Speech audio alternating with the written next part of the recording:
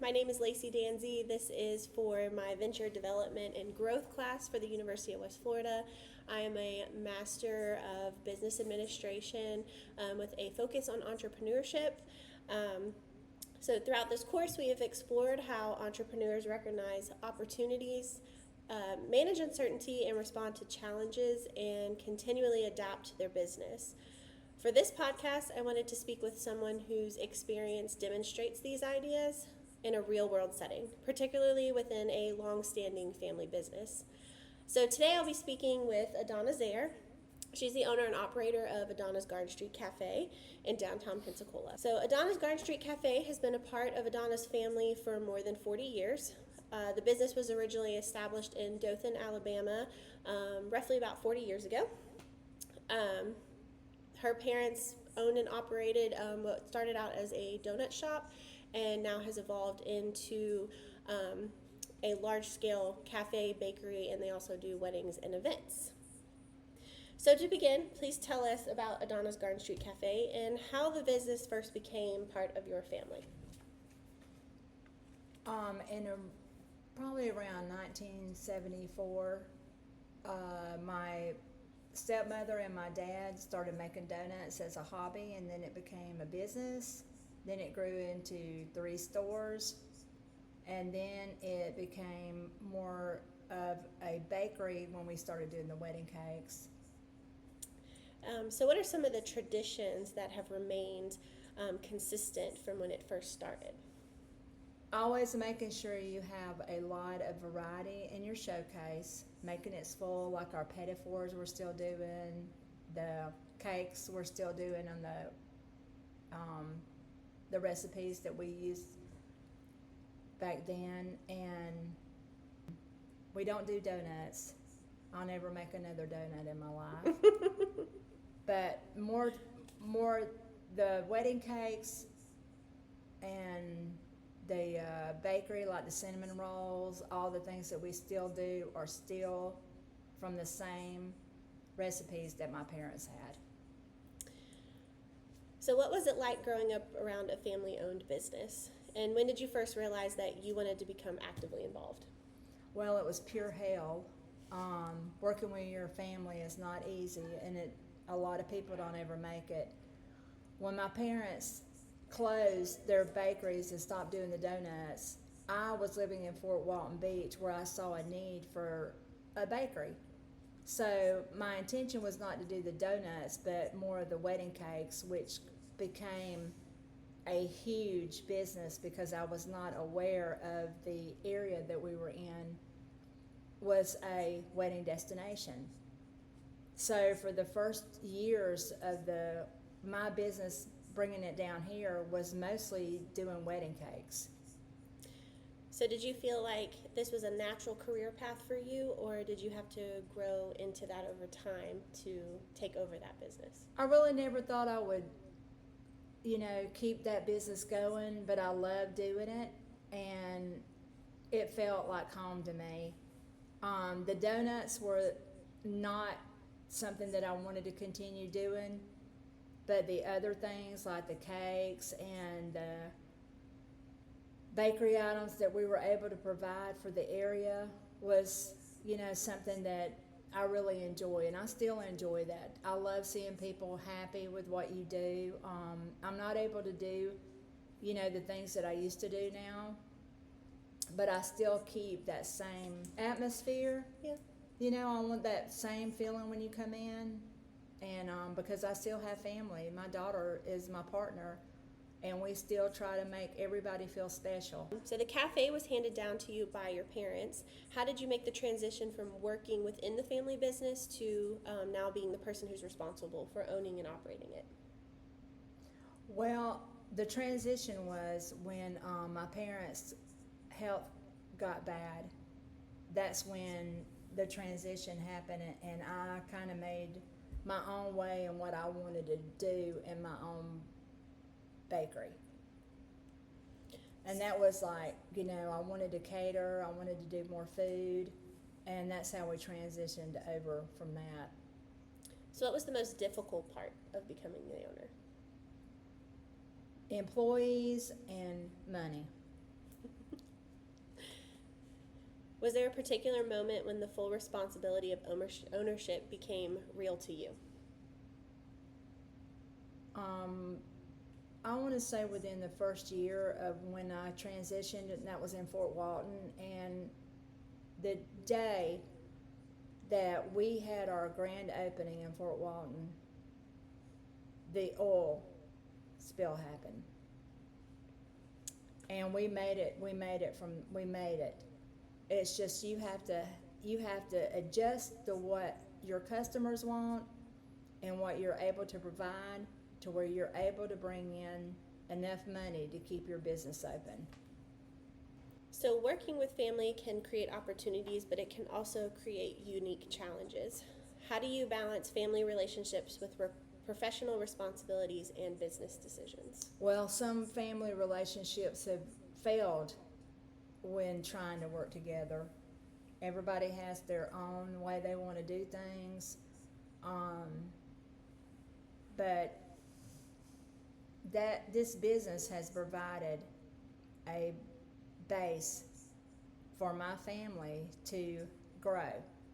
It taught them how to be on time, how to be successful, how to have a good work ethic, and that's what I try to teach to my employees, and that's something that can carry them through to another career. So, one important topic in our venture development opportunity is recognition. So, entrepreneurs must pay attention to changing customer needs and identify ways to create additional value. How do you recognize new opportunities for the cafe, particularly in areas such as menu development, marketing, or even customer service? Well, you have to do the marketing. I've never paid for any kind of advertisement except through social media now. Before it was all word of mouth.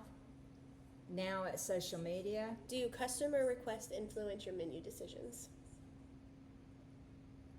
Oh, I guess sometimes they do, but we try to keep our menu fresh, but we're making things consistent. Consistency is the main part of any business. Do you watch food or social media trends? Yes, absolutely.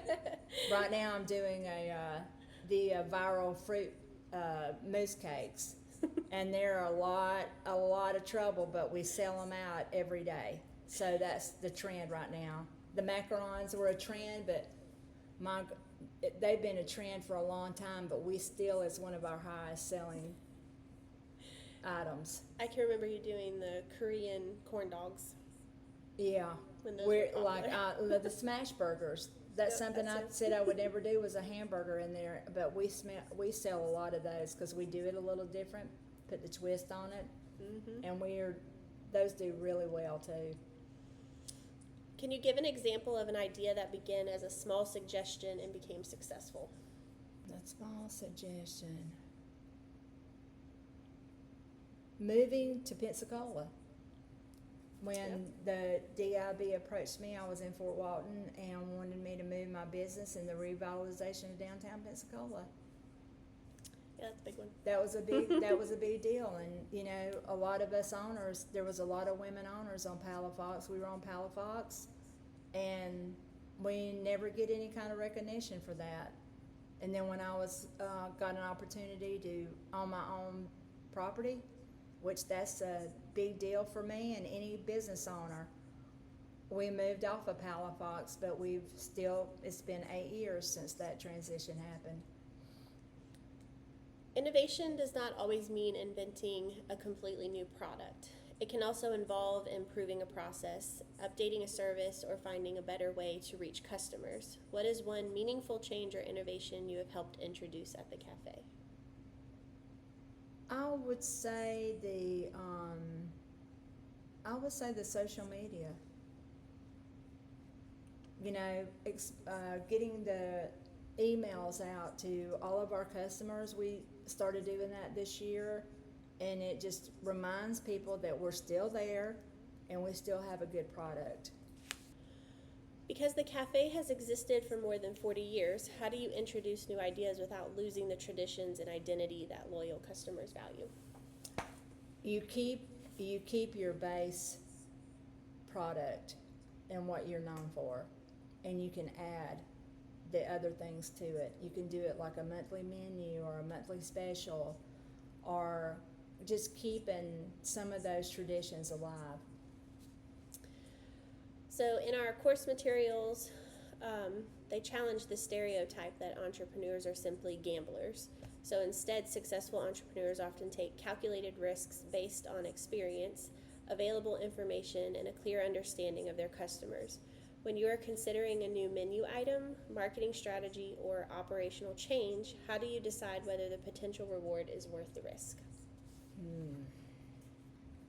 What has kept us going is to keep to what we know is a good product, consistency, and some of the things that we brought in has not always worked like we thought it would. We thought we would get more of a response to it, but then they just want to go back to what we do best, the traditional things that we've started with. We try to put something new in, and they don't care about it. They want the things that we had. Could you describe a business decision that initially felt risky but ultimately helped the cafe grow or improve? Yes, that was to move to Pensacola. That was a risky decision, but it ended up being the one that changed everything, because we moved our main location to Pensacola, and this area has been the best for our business. The cafe has faced an extraordinary number of challenges, including an oil spill, a fire, a vehicle crashing into the building, inflation, COVID, and road construction that now affects customer access. Of all those experiences, which was the most difficult for the business and why?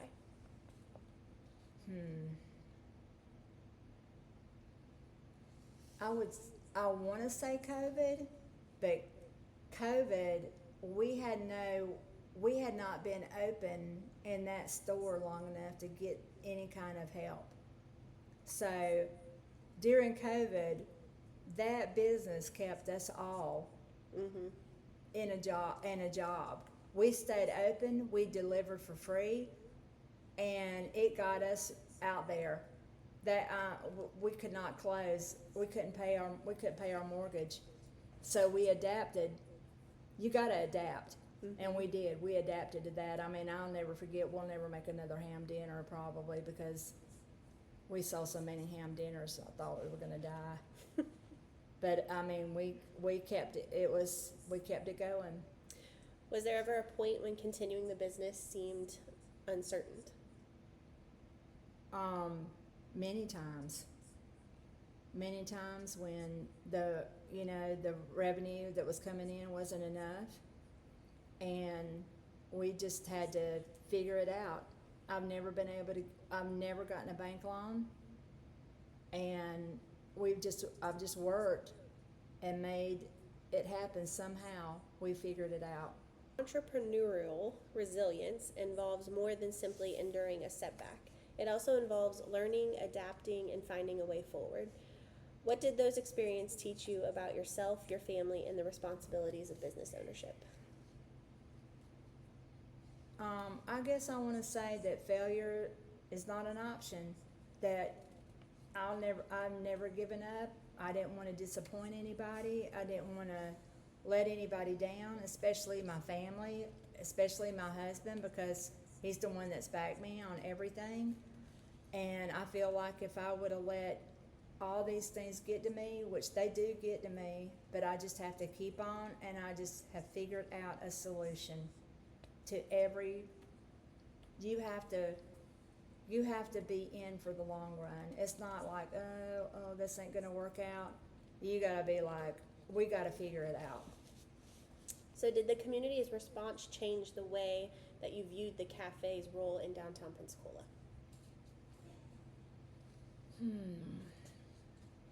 Yeah, I guess different ways.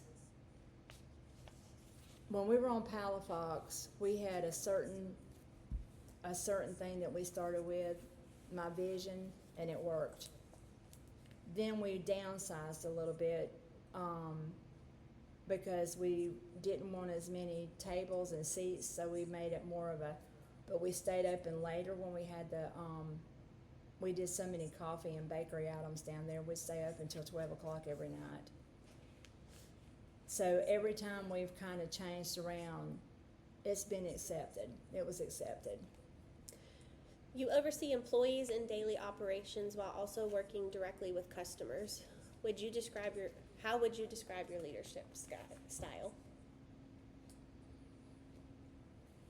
Well, my leadership is, I feel, sometimes very lenient. I try to, my employees, I try to teach them responsibility. A lot of them are college students, where they can be on time, they can work prepared. That's a real challenge. And I don't know if it's the times or what's going on, but that to me has been the biggest obstacle is employees. Customer relationships appear to be especially important for a business that has operated for several generations. What have you learned about creating customer loyalty? Customer loyalty is huge. I've done wedding cakes, the same couple's birthday cakes, their baby showers. Customer service is a number one priority in this business, and we try to do that. If I see anything that is wrong, we try to make sure it gets corrected. But a lot of businesses you see these days don't really care about that because they're maybe too big, they don't have to worry about it, they have all these followings on social media. But to a small business like us, it is a necessity to have a good customer relationship. As the second generation to own the cafe, do you feel pressure to preserve what your parents created, or do you see the business as something each generation must continue to reshape?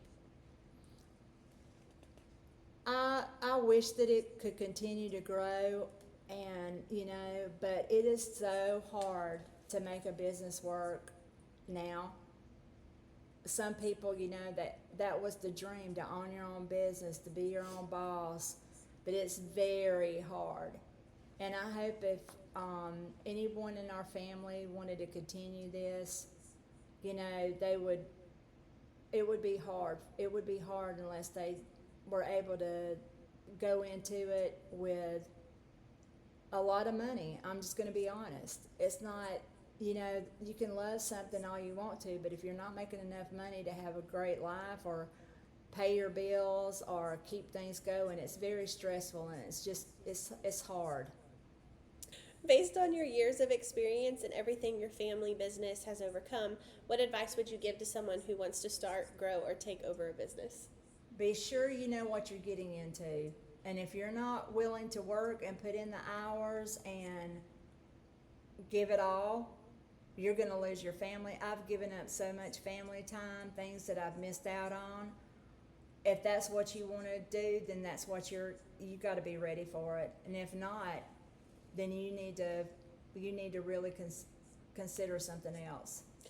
Is there anything wish you had known when you first began talking or taking on greater responsibility? No, I guess not. I mean, I've watched my parents struggle. I knew what it could be. The only reason I was able to really stay ahead is because of a partnership with my husband. He always has been my best supporter, and I don't think he would, if I needed something, he would always make sure that we got it, and we just made it work. Adana, thank you for sharing your experiences and giving us a closer look at the opportunities and challenges involved in owning and operating a multi-generational family business. The story of Adana's Garden Street Cafe demonstrates how resilience, customer relationships, calculated risk, and continued innovation can help a venture survive extraordinary challenges and remain meaningful to its community. Thank you to everyone for watching.